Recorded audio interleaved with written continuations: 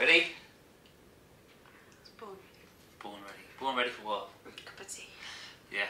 Good evening, viewers. Well, as some of you may or may not know, I've been away for the last few months travelling. Yeah, and you didn't say your name.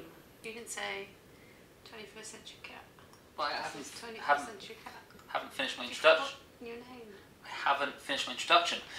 As some of you may or may not know, yeah, I've been travelling for a few months, came back recently, and Bab said to me yesterday, she said, Steve, we can do whatever you want to do. She said, we can do whatever you want to do. So guess what I said we should do? Go see X-Men.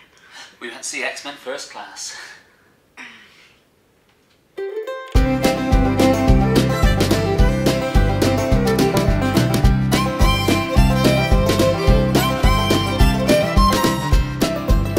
Yeah, we saw X-Men First Class. Now, Babs, would you like to just tell the viewers a bit about the story? Yeah, a synopsis, if you like. Could you just tell the viewers what it was about? It was about the X-Men. Right, okay, yeah. And it was their first class, yeah. No, it's basically the starting point of when Magneto and Professor X meet each other, and the first identification of mutants. That's not a very good way of saying it, is it?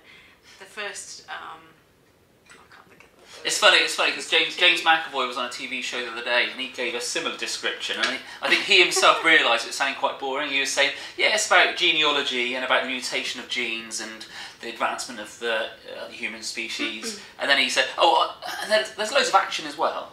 Yeah. Yeah, it's basically Magneto being a kick-ass Nazi hunter, which is pretty terrifying, because everyone knows he started life in the camps.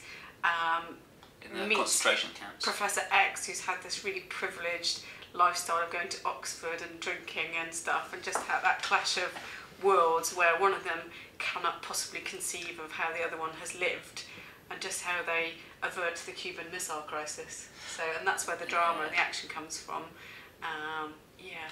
Viewers, you probably do know, obviously there was X-Men, X-Men 2 by Bryan Singer, X-Men 3. We don't like to talk about X-Men 3 because it was awful. And the less said about Wolverine, the better. So this was, yeah, very much an origins. Cats.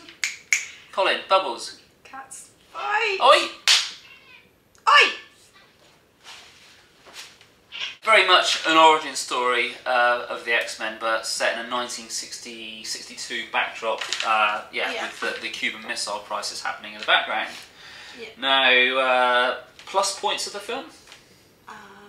Assuming you liked it at all? Yeah, the cast was amazing, and they gave really good performances, and it was interesting how they wove the fictional story into the reality of the time. So yeah, I guess they were doing their best to ground it in some kind of reality. So we all know about the Cuban Missile Crisis. We don't remember the mutants avoiding it, you know, or narrowly averting World War III, but we do all know the Cuban Missile Crisis. And there was quite an interesting cameo in the film. Don't want to spoil it. Won't give it away. No, there was a very good spoiler. So marks out of, well, good acting, mostly good special effects, intelligent storyline, I suppose. Yeah. Marks out of 5. 4.5. Yeah. And the question is though, was it worth waiting till the end of the credits to see if there'd be any kind of little bit of a twist or a little bit of a preview of the next film? Was it worth waiting after the credits? And